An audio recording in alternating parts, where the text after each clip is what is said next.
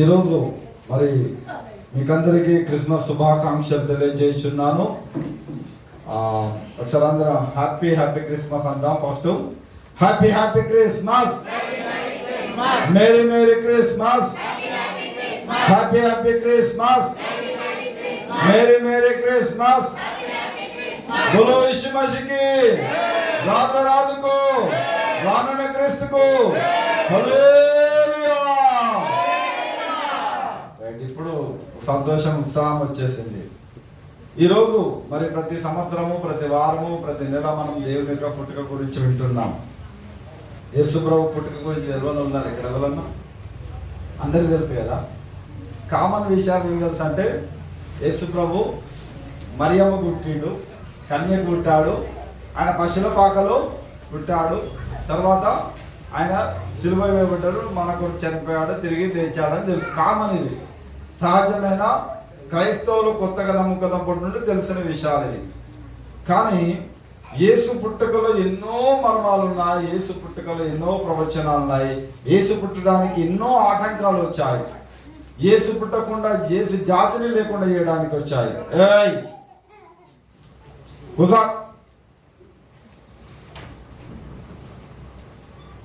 కథలా దాటిడు. యేసు జాతిని లేకుండా చేయడానికి ఎన్నో కుట్రలు జరిగాయి చరిత్రలో. సో ఈరోజు మరి దేవుడు మనతో ప్రత్యేకంగా మాట్లాడబోతున్నాడు కనుక 4 సువార్తల గురించి, యేసు ప్రభు గురించి ఒక సువార్త చెప్తే సరిపోదా? 4 సువార్తల గురించి యేసు ప్రభు గురించి చెప్పడం జరిగింది. అంత మాత్రమే కాదు, ఆయన పుట్టక ముందు క్రిస్మస్ అంటే ఒకటే విషయంలో నేను చెప్తా, యేసు పుట్టడం మనందరికీ చరిత్రలో ఒక చరిత్రలో నిలిచిపోయే విషయము. యేసుక్రీస్తు పుట్టడం నిజంగా మనం అర్థం చేసుకునే విషయం, లోకానికి తెలియజేయవలసిన విషయం. మన చరిత్రను కానీ మన టైమింగ్ను కానీ 2 భాగాలు చేయాలంటే ఏం మాట్లాడతారు? బిఫోర్ క్రైస్ట్ అండ్ అన్ని డోమిని, ఏడి బీసీ అంటారు, అన్ని డోమిని. సో ఆఫ్టర్ క్రైస్ట్ అంటే క్రీస్తు పూర్వము, క్రీస్తు శకం. సో ఎవరి పేరు వచ్చింది? యేసుక్రీస్తు పేరు వచ్చేది. కనుక అంతకుముందు వేరే శకాలు ఉన్నాయి కానీ అవి కరెక్ట్ లేవని తీసేది యేసుక్రీస్తు. పిల్లలు మీదికి అందరు చూస్తారు, డిస్టర్బ్ అవుతుంది. మీ పెద్దోనికి ఇక్కడ ఊగమ్మా, మీ పెద్దోనికి కదమ్మా, దూరం ఉండాలి ఆయన. ఇక మీ బాగా దగ్గర ఊకుంటారా? కనుక క్రీస్తు పూర్వము, క్రీస్తు శకం, BC before Christ, anno domini అంటే ఏడి అంటారు, ఆఫ్టర్ క్రైస్ట్ అని ఏడి. అని డోమిని అంటే దేవుని ఆరాధించడం అని అర్థం. నేను దేవుని ఆరాధించడం ఒక అర్థం వస్తుంది. కానీ క్రీస్తును ఆరాధించడము మన చరిత్రలో చూసినట్లయితే, ఇంకా చరిత్ర కొరకు వచ్చాడని యేసు ప్రభు పుట్టాడంటే అది చరిత్ర. యేసు ప్రభు పుట్టడం ఒక చరిత్ర అది. కానీ యేసు ప్రభు నా కొరకే పుట్టాడనేది రక్షణ, విశ్వాసము. యేసు ప్రభు నా కొరకే జన్మించాడు, నా కొరకే చనిపోయాడు, తిరిగి లేచాడనేది ఒక వ్యక్తి రక్షింపబడడానికి ప్రధాన కారణం. అయితే ఈ 4 సువార్తలు 4 విషయాలు ఈరోజు మనము నేర్చుకుందాం, లేక దాన్ని ధ్యానించుదాం. దేవుడు మనతో మరి గట్టిగా మాట్లాడాలని మన హృదయంలో మనము తలంచుకోవాలి. కనుక ఈరోజు కొరకు గడిచిన నెల నుండి ప్రపంచం మొత్తము క్రిస్టమస్ అంటే మరి ఆరాధిస్తుంది. ప్రపంచం మొత్తము క్రిస్టమస్ అంటే మరి ఒక నెల నుండే ఎన్నో మరి సందడి, వాళ్ళు ఎన్నో మరి సంతోషాలు వాళ్ళు పంచుకుంటూ ఉంటున్నారు. కొన్ని దేశాల్లో ఫిబ్రవరిలో చేస్తారు, కొన్ని దేశాల్లో మార్చిలో చేస్తారు. కానీ ఒరిజినల్గా యేసుక్రీస్తు జన్మించింది డిసెంబర్ 25 అని చరిత్ర చెప్తూ ఉంటుంది.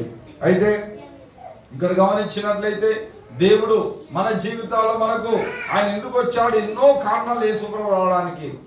యేసుప్రభు రావడానికి చాలా కారణాలు ఉన్నాయి, చాలా కారణాలు. అయినప్పుడు మొదటి రాకడ, మనం ఇప్పటి వరకు ఏ రాకడలో ఉన్నాడు యేసుప్రభు? మొదటి రాకడ. 2 రాకడలు యేసుప్రభుకు 2 రాకడలు ఆయనకు ఉన్నాయి.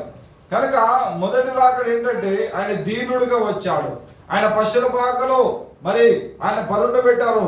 ఆయన లోకంలో మానవుల జీవితంలో దర్శించడానికి, మానవుని యొక్క పాపాన్ని తీసివేయడానికి వచ్చాడు. అపవిత్ర క్రియలను లయపరచడానికి వచ్చాడు, సాతాను క్రియలను లయపరచడానికి వచ్చాడు. ఎన్నో కారణాలను యేసుప్రభు భూమి మీదకి రావడానికి. అయితే మరి ఈ 4 కారణాలు నేను చెప్తాను. ఒక్కొక్క గ్రంథకర్త ఒక్కొక్క కారణం రాశాడు యేసుప్రభు ఎందుకు పుట్టాడని. బైబిల్ మనకు అర్థమైన రీతిలో కాదు కానీ దేవుడు ఏ ఉద్దేశంతో గ్రంథకర్తలు తెలియదు. గ్రంథకర్తలు ఏ విధంగా రాశారో దేవుని తలంపు వాళ్ళు ఏముందో ఆ తలంపు చూసినప్పుడు దేవుడు మనతో మాట్లాడుతుంటాడు. హల్లెలూయా. సో మత్తయి సువార్త 2వ అధ్యాయము, మత్తయి సువార్త 2వ అధ్యాయము మొదటి నుండి చదవండి. మైక్ ఉంటే మైక్ తీసుకోండి, చదవండి. అక్కడ ఉందా మైక్? 2వ అధ్యాయం నుండి 6వ వచనం వరకు, మొదటి వచనం నుండి 6వ వచనం వరకు.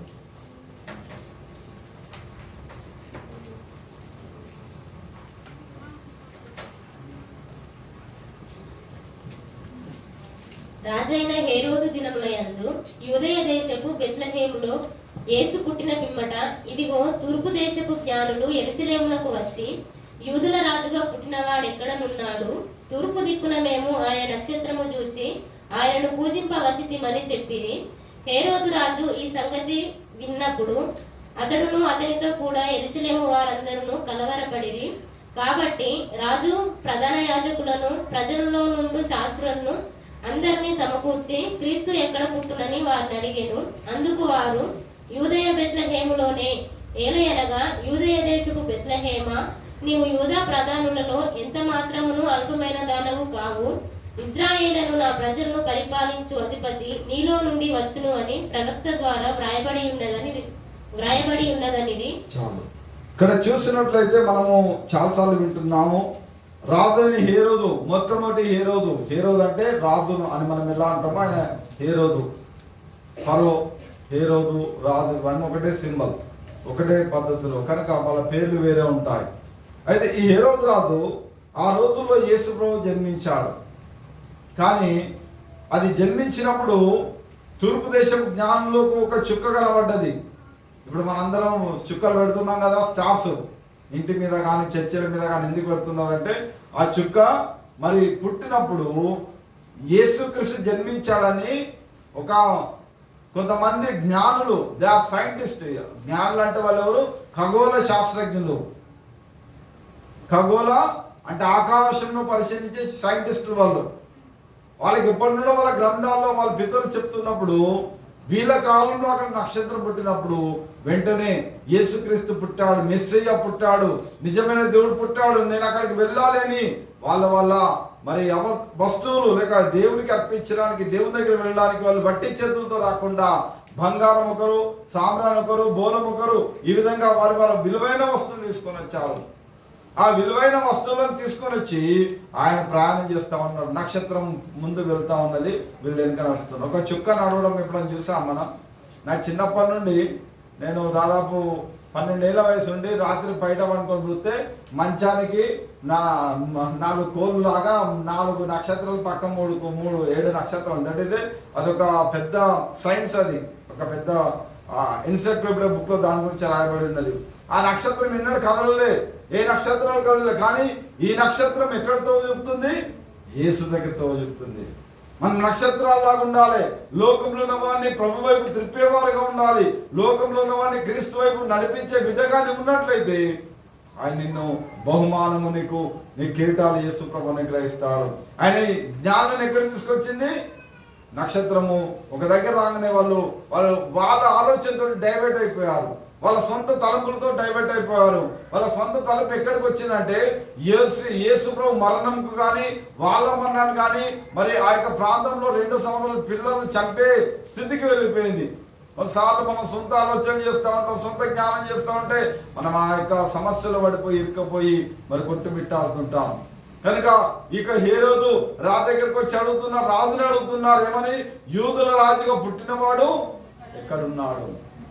అరే నేనే రాజునే, నాకు ఎవడు పుట్టిండు అసలు ఎక్కడ అని ఆయన పరిశాన్ అయిపోతాడు, కోపం వస్తుంది రాజులకు ఎప్పుడు కూడా. ఇప్పుడు చూడండి, ముఖ్యమంత్రి పలానోడు అని చెప్పండి, ఇప్పుడు మీరు రేవంత్ రెడ్డి తోటి ఊకుంటాడా? ఎవరు ఊకోరు కదా. అంటే వాళ్ళ పదవి కాంక్ష. ఇలా చరిత్రలో ఎన్నో సంఘటనలు వేరే వాళ్ళు ఇవ్వకుండా కొంతమంది ఎంత వాళ్ళ వరుస లేకుండా వాళ్ళే వివాహాలు చేసుకుని వాళ్ళే రాజ్యాల చరిత్రలు ఉన్నాయి. కనుక యేసు ప్రభు పుట్టినప్పుడు యూదుల రాజు ఎక్కడున్నానని జ్ఞానం అడిగినప్పుడు ఆయనకు చాలా కోపం వచ్చింది, కానీ బాగా తమాయించుకొని అప్పుడు అంటున్నాడు, ఆయన ఎక్కడ ఉంటాడు మీరు చెప్పండి అన్నప్పుడు అక్కడున్న తనకున్న మరి సైంటిస్టులను, తన దగ్గర పురోహితులైతే గ్రంథాలు రాసే వారిని పిలిపించినప్పుడు యూదులను పిలిపించాడు. హేరోదు యూదుడు కాదు, కానీ యూదుల గ్రంథాలు రాయబడ్డప్పుడు అప్పుడేమన్నాడు, యూదా బెత్లెహేము, యూదా దేశ బెత్లెహేము, నీవు యూదా ప్రధానంలో నీవు ఎంత మాత్రము అల్పమైనదాని కాదు అని ఈ యొక్క ప్రవచనము ఉన్నదయ్యా. బెత్లెహేములో యేసుప్రభు పుడతాడని చెప్పిందని ప్రవచనం ఉన్నది అన్నాడు. యేసుప్రభు పుట్టక ముందు 500 సంవత్సరాల కింది. చూడండి మీకా గ్రంథం 5వ అధ్యాయం 2వ వచనం.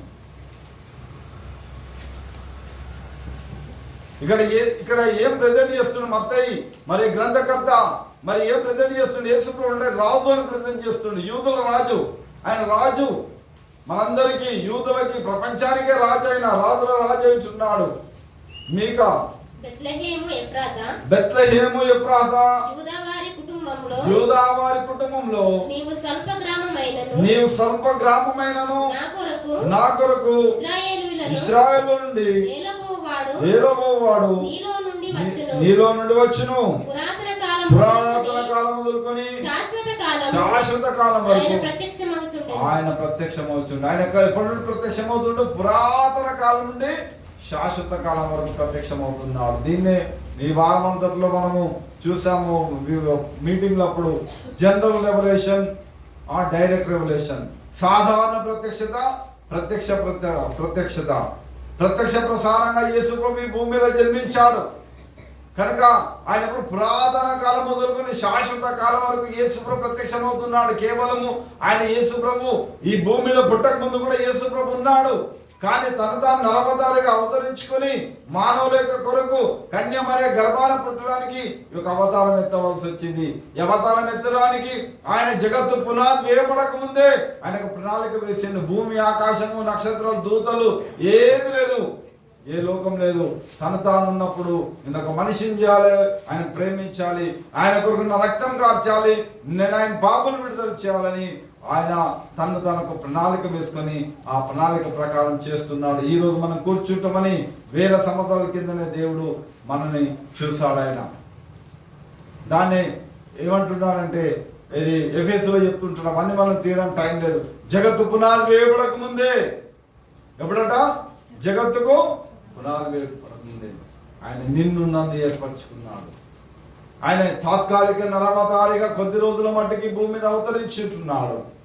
ఈ భూమి మీద మన పాపంలో కొరకు, మన శాపంలో కొరకు కొట్టుమిట్టాడుతున్న మన బ్రతుకులు, పత్రం పెరుగుతున్న బానిసత్వ బ్రతుకుతున్న మన జీవితాలను ఆయన విడుదల చేయడానికి ఈ భూమి మీద అవతరించుంటున్నాడు. అయితే మరి యూదుల రాజుగా పుట్టినవాడని అడిగినప్పుడు మత్తయి రాజుగా ఆయన ప్రకటిస్తుంటున్నాడు. ఎక్కువగా రాజుగా చెప్తున్నాడు. ఆయన సిలువ వేసేటప్పుడు కూడా ఆయన రాజుగానే మాట్లాడుతున్నాడు, యూదుల రాజు అని. సో మత్తయి రాజుగా చూపిస్తుంటున్నాడు. ఎందుకంటే వాళ్ళు రాజు కొరకు ఎదురు చూస్తున్నారు. రోమా ప్రభుత్వంలో వారు, రోమా పాలనలో వాళ్ళు, పరాయి పాలనలో వాళ్ళు ఏంటంటే మాకు విముక్తి కావాలి, మెస్సయ్య వస్తే మాకు విముక్తి ఇస్తాడని ఆయన కొరకు ఎదురు చూశారు. కానీ యేసయ్యనే మెస్సయ్య అని వాళ్ళు అంగీకరించలేదు. మెస్సయ్య అంటే మరి రాజు లేక అభిషక్తులు మనను ఈ బంధకాలు విడుదల చేస్తారని చెప్పినప్పుడు ఆయన విడుదల చేయలేకపోయాడు. ఆయన ఏమన్నాడంటే, నా రాజ్యం వేరు, నీ రాజ్యం వేరు. యేసు ప్రభు శాంతితో రాజ్యం స్థాపించడానికి, ప్రేమతో రాజ్యం స్థాపించడానికి, క్షమాపణతో రాజ్యం స్థాపించడానికి వచ్చాడు. కానీ ఈ లోకంలో మరి చాలా మంది మరి ఆ బరబ్బా గాని, బందిపోటు దొంగలు గాని మరి ఒక రాజ్యాన్ని స్థాపించాలంటే హింస, మరి యుద్ధాలతో స్థాపించిన రోజుల్లో ఉన్నారు. కనుక యేసు ప్రభు ఆయన అంటున్నాడు, ప్రేమతో ఆయన స్థాపించడానికి వచ్చినాడు రాజ్యాన్ని. అయితే యూదుల రాజు ఆయన చూడండి ఒకసారి ప్రకటన గ్రంథం 4వ అధ్యాయము 7వ వచనం. ప్రకటన గ్రంథం 4వ అధ్యాయం 7వ వచనం. మొదటి జీవి సింహం వంటిది, రెండవ జీవి దూడ వంటిది, మూడవ జీవి మనిషి ముఖం వంటి ముఖం గలది, నాలుగవ జీవి ఎగురుచున్న పక్షిరాజు వంటిది. మీకు సింపుల్ గా చెప్తాను, ఇప్పుడు మీకు సింపుల్ గా చెప్తాను. మొదటిది ఏంటట? సింహము ముఖము. మొదటి జీవి సింహము. సింహం ఏంటిది? సింహానికి అడవికి రాజు. రెండవది ఏంటిదట? దూడ లేక ఎద్దు, దూడ, మన ఇండ్లలో ఉండే దూడలు, పశువు. మూడవది పిల్లలు. మీరు ఇక్కడ స్థలం ఉంది, పిల్లలు కూర్చొని ఎవరైనా పెద్దలు వస్తే కూర్చుంటారు కనుక మూడవది ఏంటిదట? మనిషి ముఖము. మనిషిని ముఖం పోలింది. నాలుగవది పక్షిరాజు. అయితే ఒకటి సింహము, రెండవది ఎద్దు, మూడవది మనిషి ముఖం, నాలుగవది పక్షిరాజు అంటే గ్రద్ద. ఈ 4 విషయాలు యేసు ప్రభువుకు పోల్చబడ్డది. ఈ 4 విషయాలు హెజ్కేలు తన భక్తులు ఆయన దర్శనంలో చేశాడు. దాని ప్రకటనలో ఆయన చెప్తున్నాడు. 7వ వచనం చదువు, తర్వాత కింద చదువు 8వ వచనం. ఈ 4 జీవులలో ప్రతి జీవికి 6 రెక్కలు ఉన్నాయి. అవి చుట్టూను రెక్కల లోపటను కన్నులతో నిండి ఉన్నవి. అవి భూత వర్తమాన భవిష్యత్ కాలములలో ఉండు సర్వాధికారియు దేవుడు నాకు ప్రభువు పరిశుద్ధుడు పరిశుద్ధుడు పరిశుద్ధుడు అని మానక రాత్రింబగళ్ళు చెప్పుచుండెను. హల్లెలూయా.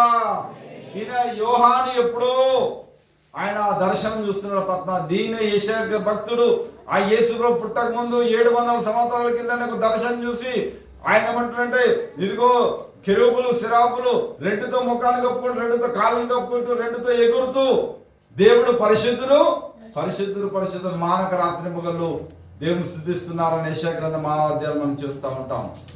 కనుక మరి దేవుడు పరిశుద్ధుడైతున్నాడు. ఈ 4 జీవులు ఏం చేస్తున్నాయంటే, ఆయన ఎవరట?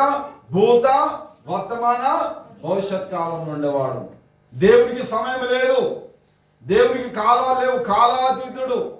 దేవుడు లయకర్త, దేవుడు సృష్టికర్త. చాలా విషయాలు దేవుడి గురించి చెప్పాలంటే. సో ఈయన మనం నమ్మిన దేవుడు, మనం పుట్టించిన దేవుడు. ఆయన పుట్టిన ఈ క్రిస్మస్ రోజు మనము ఆరాధిస్తున్న దేవుడు యేసుక్రీస్తు.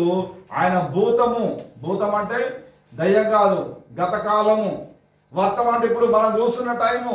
భవిష్యత్ అంటే నిమిషం తర్వాత, 2 నిమిషాల తర్వాత, గంట 2 గంటల నుండి భవిష్యత్ మొత్తం సంవత్సరాలు. ఈ కాలం నుండే దేవుడు. దేవుడు అనే వ్యక్తి ఎలా ఉంటాడు? దేవుడు what is the real God అంటే ఆయన భూమి మీద ఇట్లా తొంగి చూసినప్పుడు ఒకేసారి 3 కాలాలు చూడగలిగిన వాడే దేవుడు. హల్లెలూయా. ఒకేసారి 3 కాలాలు చూడాలి. దాన్ని టైం మిషన్ అంటారు ఇంకొక విధంగా. ఒకేసారి ఉదాహరణకు మీ ఒక వయసు 30 ఏళ్ళు ఉంది అనుకుందాం. నిన్న 5 ఏళ్ళప్పుడు చూడాలి ఒకేసారి, ఈ 30 ఏళ్ళ వయసు చూడాలి, నిన్ను 50 ఏళ్ళు 60 ఏళ్ళ వయసు ఒకేసారి నీ కళ్ళతోటి దేవుడు చూస్తాడు. గతించిన కాలంలో ఏం జరిగింది, ఇప్పుడు జరుగుతున్నది ఏంటి ప్రస్తుతానికి, ఇంకా భవిష్యత్తు జరిగిపోయింది ఏకకాలంలో చూసేవాడు. ఒకవేళ అది స్క్రీన్ మీద వేస్తే ఇట్లా ఇట్లా ఇట్లా ఒక గత కాలం, ఈ మధ్యలో ఒక వర్తమాన కాలం, ఈ కడకము భవిష్యత్ కాలం. అలా మనం టీవీలో చూస్తుంటే కదా ఇట్లా స్క్రోల్స్ చేస్తుంటారు స్క్రీన్స్. దేవుడు ఒకేసారి చూడగలిగిన దేవుడు. ఆ దేవుడు సర్వాధికారట. యేసు ప్రభు కూడా ఏమన్నాడు? నాకు భూమి మీద సర్వాధికారము ఇవ్వబడి ఉన్నది. కనుక యూదుల రాజుగా నేను చూపిస్తున్నాడు. ఆయన రాజు, యేసుక్రీస్తు రాజు. అంటే మనము ఎలా ఉండాలి? రాజు దగ్గర మనము సేవకులుగా ఉండాలి. రాజు దగ్గర మనము సేవకులుగా ఉండాలి. రాజు దగ్గర మనము పనిచేసే వారంగా, రాజుకు లోబడే వారంగా ఉండాలి. రాజుకు ఒకవేళ కోపం వస్తే ఎవరక్కడ వాళ్ళు తీసుకుపోయి చెరసాల వేయమంటాడు, లేక ఎవరక్కడ మీరు తీసుకుపోయి ఉరివేయమంటాడు. ఎందుకు? రాజు మాట వినకుంటే కఠినంగా ఉంటుంది. కానీ యేసు ప్రభు ఆ కాలంలో చూడని కాలంలో ఒకప్పుడు యేసు ప్రభు రాకముందు అలా చేసేవాడు ఆయన. కానీ ఇప్పుడు కృప చూపుతున్నాడు, ఇప్పుడు దేవుడు దయ చూపుతున్నాడు. దేవుడు మనందరం రక్షణ పొందాలని ఆయన తప్పు చేసినప్పుడు, లేక పొరపాటు చేస్తున్నప్పుడు, లేకుండా దేవుడికి వ్యతిరేకంగా జీవిస్తుంటే కూడా ఆయన మౌనంగా ఉంటుంటే మనం కనబడుతున్నది. కనుక ఆయన వెంటనే శిక్షించలేకపోవచ్చు. కానీ మన పాపములను బట్టి ఆయన నీ కొరకు నా కొరకు మన్నించి ఆయన రక్షణ ఇవ్వడానికి లోకానికి వచ్చినాడు. మొట్టమొదటిగా ఇనమటువంటి యూదుల రాజుగా ఉంటున్నాడు. మత్తయి తన గ్రంథకర్త దేవుణ్ణి సింహంతో పోల్చాడు, మరి రాజుగా పోల్చాడు. ఇందులో మనం ప్రవచనం చూసాము. పురాతన కాలం మొదలు శాశ్వత కాలం వరకు ఏలుచుండువాడు వస్తాడట. ఆయన ఎలాంటి వస్తాడట? ఆయన ఎవరట? ఎక్కడంటాడు? ఎఫ్రాత్ అనే గ్రామము. అది అబ్రహాము కాలం నుండి ఆయన అక్కడికి వెళ్ళి నివాసం చేశాడు. ఎఫ్రాతకు కొత్త పేరే బెత్లెహేము. ఏం పేరు? కొత్త పేరు బెత్లెహేము. ఎఫ్రాత అంటే ఫ్రూట్ఫుల్నెస్, సంపూర్ణమైన ఫలభరితమైంది. పిరియో అంటారు హీబ్రూలో. మా స్టూడెంట్లకి, హీబ్రూ స్టూడెంట్స్కి నేను హీబ్రూ టీచ్ చేస్తే కనుక చెప్తా ఉంటాను. సో ఈ పిరియో అంటే ఫలభరితమైంది కనుక ఎఫ్రాత గ్రామం అనేది ఎన్నికలైంది. ఎఫ్రాత గ్రామము విలువలైంది. అది చాలా చిన్న పల్లెటూరు, చాలా దానికి అసలు అక్కడ రోడ్లు లేవు, ఆడ పరిస్థితులు అనుకూలంగా లేవు, అసలు దాన్ని ఆ ఊరు ఎవరు లెక్క చేయరు. అలాంటి ఊర్లో యేసు ప్రభు మరి పుట్టడానికి ప్రవచనం చెప్పినాడు.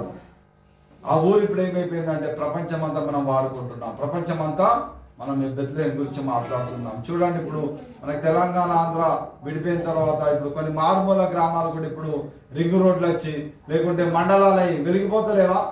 సో అలా దేవుడు అలా ఆ కాలంలో కూడా అలా చేశాడు. యేసు ప్రభు పుట్టక ముందు ఆయన పుట్టడానికి హైవే రోడ్స్ వేపించాడు. ఆయన జనాభా లెక్కలు రాపించాడు. యేసు ప్రభు పుట్టినప్పుడే ఆయన ఊరు వేరు, నజరేతు అనే ఊరు వాడు ఆయన. కానీ బెత్లెహేంలో పుట్టాలని యేసు ప్రభు ప్రవచనం గురించి 1000 ఏళ్ల కింద రాయబడినది. దావీదు రాశాడు, లేక యెషయా రాశాడు, లేక భక్తులు చాలా మంది రాశారు, పాత నిబంధన గ్రంథకర్తలు. కానీ బెత్లెహేంలో పుట్టాలంటే ఎలా సాధ్యము? వాళ్ళది ఒక పల్లెటూరు, లేక ఒక ఊరు, ఒక సిటీ ఊరు నుండి ఒక పల్లెటూరుకి వెళ్ళి వృధాగా వట్టిగా అక్కడికి వెళ్ళి డెవలప్ అవుతారా స్త్రీలు? కానీ దానికి కారణం ఏంటంటే దేవుడు ఏం చేశారంటే జనాభా లెక్కలు రాయించాడు. జనాభా లెక్కలు అదన్నీ చరిత్ర అంతా ఆ దాని కొరకు వాళ్ళు వెళ్ళిపోయారు. ఆ స్త్రీ నిండు చూలాలతో ఆ రోడ్ల మీద వెళ్తూ మరి ఆ రోడ్డు మీద ఎక్కడో ప్రసవించింది. ఆమె వెంబడి ఎవరు లేరు, ఆడోళ్ళు లేరు. ఆ యోసేపు తీసుకొని వెళ్ళాడు. యోసేపు భయపడ్డాడు, కానీ దేవుడు మాట్లాడి దూత ద్వారా ధైర్యం ఇచ్చాడు. భయపడకు, నేనున్నా, నేను చెప్పించేయమన్నాడు దేవుడు. ఎప్పుడైతే విధేయత చూపి లోబడ్డాడో మరి దేవుడు యోసేపును దీవించాడు. యోసేపు కూడా తెలుసు, ఎందుకంటే యోసేపు దావీదు గోత్రము, లేవి కుటుంబం నుండి వచ్చిన వాడు కనుక యోసేపును మరియను తీసుకొని ఆ యొక్క జనాభా లెక్కలకు బెత్లెహేం గ్రామాన్ని తీసుకొచ్చిండ్రు. అక్కడ ప్రసవించినప్పుడు సత్రంలో మరి స్థలం లేకుంటే తీసుకొని పశుల పాకలు, పశుల తొట్టులు వేసి ప్రోన్ పండబెట్టారు. గడ్డేసిండ్రు, నీళ్లు తోడిండ్రు. గోళం ఉంటుంది, గోళంలో ఆయనను వండబెట్టిండ్రు. గడ్డేసిండ్రు, మంచిగా అంత పేస్టుల పాక శుభ్రపరిచిండ్రు. కానీ ఎఫ్రాత పనికి అంటే ఎన్నిక లేనిది, ఎఫ్రాత మరి విలువ లేనిది, ఎఫ్రాతను ఎవరు గుర్తించలేనిది, ఎఫ్రాత ఎవరు లెక్క చేయలేనిది. కానీ ఎఫ్రాతలో యేసు ప్రభు ఎప్పుడైతే పుట్టాడో అది ఇప్పుడు ప్రపంచం మొత్తం చెప్పుకుంటున్నాం. ఎప్పుడైతే యేసు ప్రభు నీ జీవితంలో ఎన్నిక లేకపోవచ్చు, నిన్ను ఎవరు లెక్క చేయకపోవచ్చు, నిన్నెవరు గమనించకపోవచ్చు, నిన్నెవరు పట్టించకపోవచ్చు. అయ్యో నా పరిస్థితి ఇట్లా ఉంది, అయ్యో నాకు పిల్లలు లేరే, లేకుంటే నాకు ఇలాంటి పరిస్థితులు ఉండే, నాకు అలాంటి పరిస్థితులు ఉండే అని నువ్వు కృంగిపోతుండొచ్చు. కానీ యేసు నీ జీవితంలో పుడితే అవన్నిటికంటే నేను గొప్పగా చేస్తాడు. తోకగా ఉన్న నిన్ను తలగా చేస్తూ ఉంటాడు. నిన్ను సమాధానం లేదని సమాధానం గల వ్యక్తిగా చేస్తూ ఉంటాడు. ఆయన పుట్టినప్పుడు ఏం జరిగింది? గొల్లలు మరి వచ్చినప్పుడు, లేకుంటే మరి ఏమంటారు, దూతలు పరలోకంలో పాటలు పాడుకుంటూ సర్వోన్నత దేవుడికి మహిమయు ఆయనకి ఇష్టమైన మనుషుల భూమి మీద సమాధానం. మనిషికి ఏం కావాలి? సమాధానం కావాలి. ఎంత సంపాదించినా, ఎంత డబ్బు ఉన్నా పట్టెడు అన్నం కావాలి. బుక్కడు భోజనాన్ని మనసున పట్టకుండా సంపాదించేందుకు ఎంతో మంది చెప్తూ ఉంటారు, అయ్యా మేము ఇంత సంపాదించాము, అంత మా పిల్లలు మమ్మల్ని పీక తింటారు, మా పిల్లలు ఇది వానికి ఇది ఇస్తే అన్నకు అది ఇచ్చారు, తమ్మునికి ఇది ఇచ్చి నాకు ఇది ఇవ్వలేనని వాళ్ళు పీక ప్రార్థన చేయనని ఎంతో మంది నాకు చెప్తూ ఉంటారు. సమాధానం లేదు. ఈరోజు కొద్దిగా ఎంతో సంపాదించిన వాడు కూడా బుక్కడు బోధినాన్ని కూడా నోచుకుంటలేరు. కారణం ఏంటంటే సమాధానం లేదు. ఆ డబ్బున్న వాళ్ళకు చాలా మంది అనుకుంటారు, పేదవాళ్ళు, డబ్బు లేని వాళ్ళు, డబ్బున్న కానికేంది, తక్కువ లేదు ఆయనకి అంత ఉంది, మంచిగా కాదు.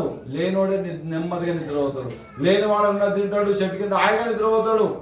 కనుక సమాధానం లేని జీవితాలు, పరిస్థితులకు అనుకూలంగా లేని జీవితాలు, మరి ఇంకా సమస్యలు, ఇబ్బందులు, రోగాలు, ఎన్నో రకాల జీవితాలను ఈ యొక్క సమాధానం లేని పరిస్థితిని క్రియేట్ చేస్తూ ఉంది. కానీ యేసయ్య వచ్చినాక ఆయన షలోమ్ అని అంటున్నాడు, సమాధానం ఇస్తాను ఆయనకి ఇష్టమైన మనుషులకు. మొదటి వ్యక్తిగా రాజుగా చూపిస్తుంటున్నాడు. ఏ బెత్లెహేము మరి అల్పమైంది, పనికిరాంది. కానీ బెత్లెహేములో ఏముంటుందంటే రొట్టెలు ఉంటున్నాయి. బెత్ లహేం 2 అక్షరాల సముదాయమే బెత్లెహేము అనే పేరు. హల్లెలూయా, హల్లెలూయా. ఈ రేకులు వేసుకోవాలి. హల్లెలూయా అంటే ఏం చెప్పాలి? చేతులు ఎత్తి చెప్పాలి. నేను పేపర్ తెలియాలి. హల్లెలూయా అనే అక్షరము ఇట్లా చేతులు లాబట్టి ఉంటది. హల్లెలూయా, హల్లెలూయా. కనుక ఈ యొక్క బెత్లెహేము, బెత్ లహేం అనే 2 అక్షరాల సముదాయమే. నేను హీబ్రూ టీచర్ కనుక ఏంటిది లెక్చరర్ కనుక ఇవన్నీ టీచ్ చేస్తాను. ఈ 2 అక్షరాలు, బెత్ అంటే ఇల్లు, లహేం అంటే రొట్టెలు. రొట్టెలు సమృద్ధి, రొట్టెలు ఉన్నాయి. గ్రామము, ఆహారం ఉన్న గ్రామం. ఎప్పుడు కరువు కాటకాలేదు, ఎప్పుడు తిండి, ఎప్పుడు మంచి ఆహారం ఆ గ్రామంలో ఉండేది. కానీ ఒకరోజు కరువు వచ్చింది. ఒకరోజు కరువు వచ్చినప్పుడు అందరు బాగానే ఉన్నారు, కరువులో కష్టపడ్డారు. ఇది మన ఊరు విడిచిపెట్టి పోవద్దు, మన ఊరిలో దేవుడు మనకు బరకత్ ఇస్తాడు, మనకు ఆహారం ఇస్తాడు. కానీ ఒక కుటుంబం విడిచిపెట్టి వెళ్ళిపోయింది బెత్లెహేం గ్రామాన్ని. వాళ్ళు పాపం 2 కొడుకులు, తండ్రి భార్య భర్త, వాళ్ళకి 2 కొడుకులు ఆ ఊరు విడిచిపెట్టి వెళ్ళిపోయారు, వేరే దేశానికి వెళ్ళిపోయారు. కానీ వాళ్ళిద్దరికి పెళ్లి చేసింది. ఆ కొడుకులు చచ్చిపోయారు, భర్త చచ్చిపోయింది. ఆమె పేరే నయోమి. వాళ్ళ కోడళ్ళే ఓర్పారుతూ. అయితే ఏమంటుంది చివరిగా, నేను సమృద్ధి గలదాని వెళ్తుని రిక్తురాలుగానే తిరిగి వచ్చాను. మళ్ళీ బెత్లెహేముకు తిరిగి వస్తుంది ఆమె. నేను అవన్నీ రూతు గ్రంథము ఒక్కొక్క విషయం, ఒక్కొక్క వచనం చెప్పాలంటే ఎన్నో గంటలు పడుతుంది. జస్ట్ 1 నిమిషంలోనే చెప్పేస్తున్నా రూతు గ్రంథం. కనుక ఆ నయోమి జీవితంలో నేను సమృద్ధి గలదానే వెళ్ళాను, ఇప్పుడు నేను రిక్తురాలుగా వచ్చాను. నేను అప్పుడు నయోమి అంటే స్వీటు, తీపి. ఇప్పుడు నన్ను అనమాటది మారా అంటే చేదు. అంటే నా జీవితం తీయగా ఉంటే నేను కొడుకుల బిడ్డలతోటి సమృద్ధిగా వెళ్ళాను. ఇప్పుడు అలాంటి వాళ్ళు లేరు, నా జీవితం చేదైపోయిందని చెప్తా ఉంటున్నది. అనేక మంది జీవితాలు ఇలాంటి చేదు అనుభవాలు ఎన్నో ఉండొచ్చు. నీ జీవితంలో ఇలాంటి సమస్యలు ఎన్నో ఉండొచ్చు. బెత్లెహేమును విడిచిపెడితే, బెత్లెహేములో లాంటి ప్రభువును విడిచిపెడితే నష్టం వస్తుంది, కష్టం వస్తుంది. ఆ ప్రభువుని తోడుగా ఉండాలని సిద్ధపడుతున్నాడు, ఆయన హృదయం పుట్టడానికి ఇష్టపడుతున్నాడు. నయోమి జీవితంలో ఆమె ఎంతో వేదన చెందింది. ఆఖరికి ఆ నయోమిని మరి తన కోడలు మరి ఆమె విడిచిపెట్టక వెంట వచ్చింది, బెత్లెహేం గ్రామానికి వచ్చింది. అక్కడ బోయాజుతో మళ్ళీ వివాహం జరిగింది. ఆ బోయాజు కొడుకే యేషయి, యేషయి కొడుకే దావీదు, దావీదు కొడుకే యేసుక్రీస్తు. హల్లెలూయా, దావీదు సంతానం. కనుక దేవుని యొక్క ప్రణాళిక ఆ రూతు పట్ల ఉన్నది, నయం పట్ల. ఒకవేళ ఆమె రిక్తురాలుగా వెళ్ళిన, ఆమె సమృద్ధిగా వెళ్ళిన రిక్తురాలుగా వచ్చిన ఆమెను మళ్ళీ సమృద్ధిగా చేసిన ఆమె కుటుంబంలో యేసుక్రీస్తు జన్మించాలంటే ఎంత ధన్యత, చాలా గొప్ప ధన్యత, ప్రివిలేజ్. నీ జీవితంలో యేసుక్రీస్తు జన్మించాలి, నీ హృదయంలో జీవించాలి. నీ దేహమే దేవుని ఆలయము. ఎవడైనా దేవుని ఆలయాన్ని పాడు చేస్తే దేవుడు వాడిని పాడు చేస్తున్నాడు. దేవుని ఆలయాన్ని జాగ్రత్త, ఈ శరీరాన్ని జాగ్రత్త చూసుకోవాలి. మంచి భోజనం ఇవ్వాలి, మంచి తలంపులు ఇవ్వాలి, మంచి ఆలోచన ఇవ్వాలి. ఎప్పుడో తిని ఎప్పుడో చేస్తే రోగాలు వస్తాయి. మంచి సరైన ఆహారం తీసుకోకుండా సరైన ఆలోచనలు రావు, నెమ్మది ఉండదు, సమాధానం ఉండదు. మీ డాక్టర్ని అడగండి, సరైన భోజనం ఇచ్చినప్పుడే నీకు మంచి ఆలోచన వస్తుంది, లేదా మనసున పట్టది, నెమ్మది ఉండదు, సమాధానం ఉండదు.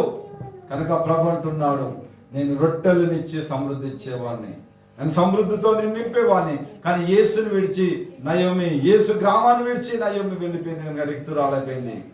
యేసును మనం విడిచిపెడితే మన జీవితంలో రిక్తురాలవుతాము, మన జీవితంలో నష్టం చూస్తాము. యేసుని విడిచిపెడతామంటే మనం నోటితోటి విడిచిపెట్టలేం, కానీ క్రియల ద్వారా దూరంగా ఉంటున్నాము, పనుల ద్వారా ప్రభుని ఎరగమనంటుంటున్నాము. కొన్నిసార్లు అది మనం పరీక్షించుకోవాలి. ఇక్కడ మరి మొట్టమొదటి వ్యక్తి మరి మత్తయి గ్రంథకర్త ఏమంటాడు, యూదుల రాజు. ఆ రాజుకు మనం లోపడాలి, ఆ రాజు చెప్పింది వినాలి, ఆ రాజు చెప్పింది మనం చేసే వారంగా ఉండాలి. రెండో వ్యక్తి చూద్దాం, మార్కు సువార్త 10:45. 10:45. మనుష్య కుమారుడు పరిచారము చేయించుకున్నటకు రాలేదు గాని పరిచారము చేయుటకును అనేకులకు ప్రతిగా విమోచన క్రయధనముగా తన ప్రాణం ఇచ్చుటకును వచ్చినను. చాలు. మనుష్య కుమారుడు పరిచారం చేయించుకోవడానికి, నేను పని చేయించుకోవడానికి వాళ్ళు నేనే పని చేయడానికి వచ్చానన్నాడు.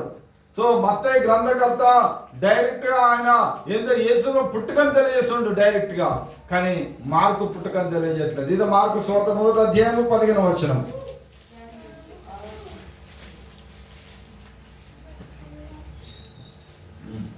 కాలము సంపూర్ణమై ఉన్నది, దేవుని రాజ్యము సమీపించి ఉన్నది, మారు మనసు పొంది సువార్త నమ్ముడని చెప్పుచు దేవుని సువార్త ప్రకటించుచు గలిలయకు వచ్చెను.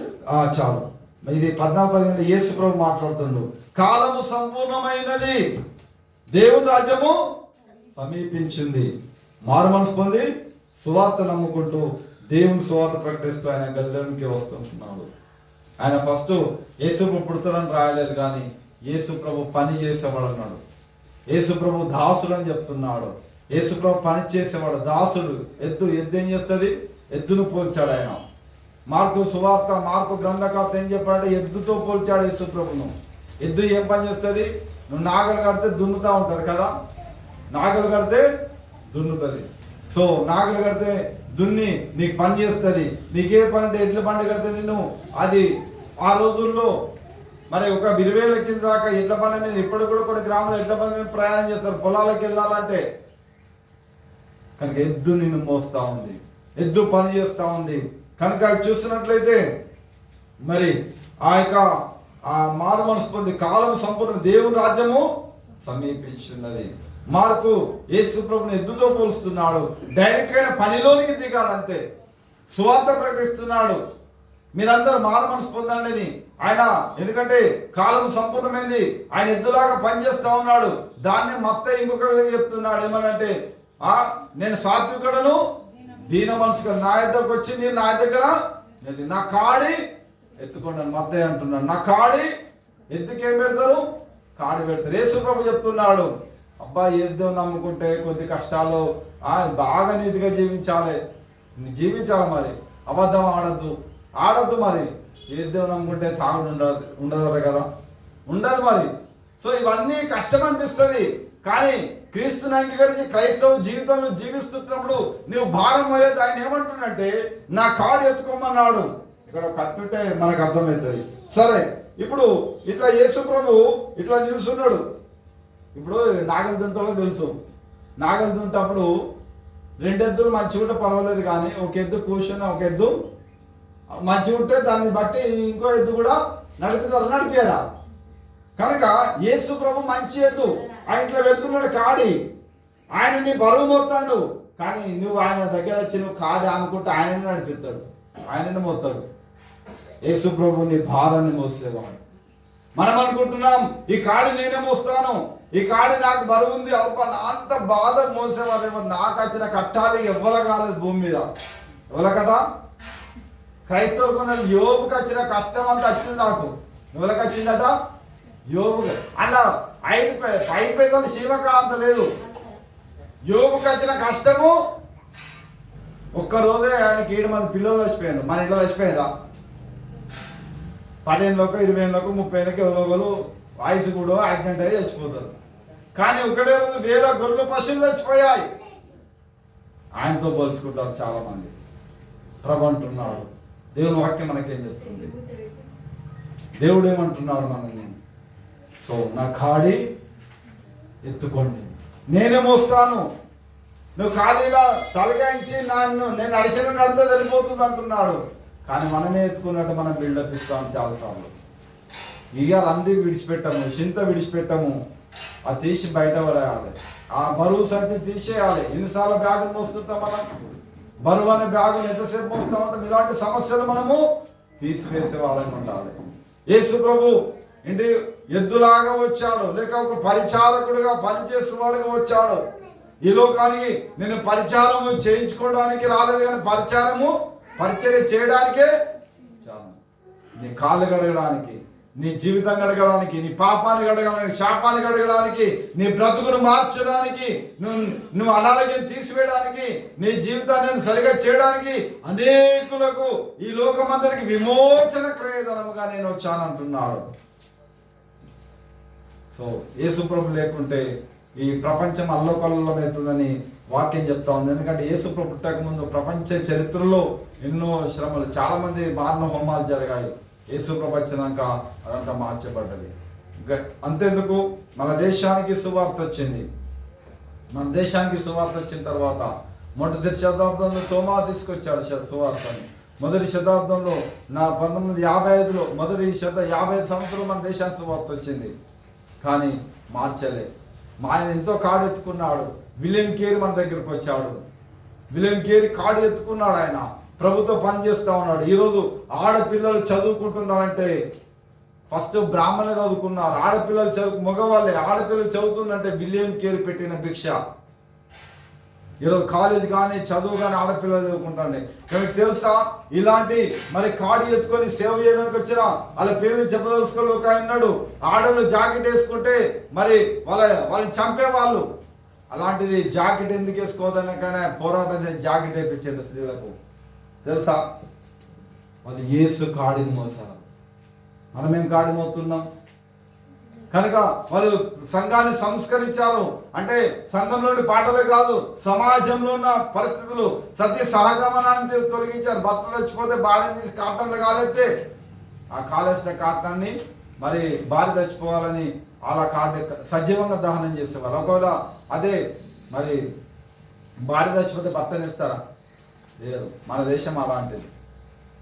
కనుక దాన్ని రూపుమార్పింది ఈయనతో పాటు రాజా రామ్మోహన్ రాయ్ కూడా వచ్చి కలిసి ఆ రోజులు వచ్చేస్తారు. చాలా ప్రింటింగ్ ప్రెస్ కనుక్కున్నారు. ఇక ఈ విలేజ్కే కాదు, ఎంతో మంది వారి జీవితాలు యేసు కాడిని మోస్తారు. అందుకే మనం ఇక్కడ కూర్చున్నాం. ఈరోజు ఆడపిల్లలు చదువుతుందంటే ఆయన ఇచ్చిన అవకాశము. నువ్వు యేసు కాడి మోస్తున్నావా? యేసయ్య అంటున్నాడు, నేను పరిచారకుని, నేను నీకు పని చేయడానికి వచ్చాను, కనుక నీకు సహాయం చేయడానికి వచ్చాను. నువ్వే మొత్తము నేను అంగుతాను, నా మీద నీ బరువు ఏమంటున్నాడు. దీన్ని గ్రంథకర్త కీర్తనకారు అంటున్నాడు, నీ భారం ఈ హోమం మీద మోపం, ఆయన నిన్ను ఆదుకొను. కనుక దేవుడు మరి మన జీవితాలు యేసుక్రీస్తు ఎందుకు వచ్చాడు? మొట్టమొదటి రాజుగా వచ్చాడు.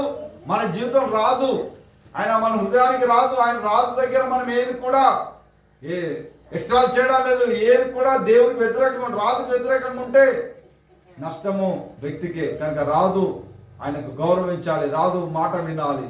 రెండవదిగా మరి పరిచారకుడు ఆయన మన కొరకు వచ్చాడు. మూడవదిగా లూకా సువార్త 19వ అధ్యాయము 10వ వచనం.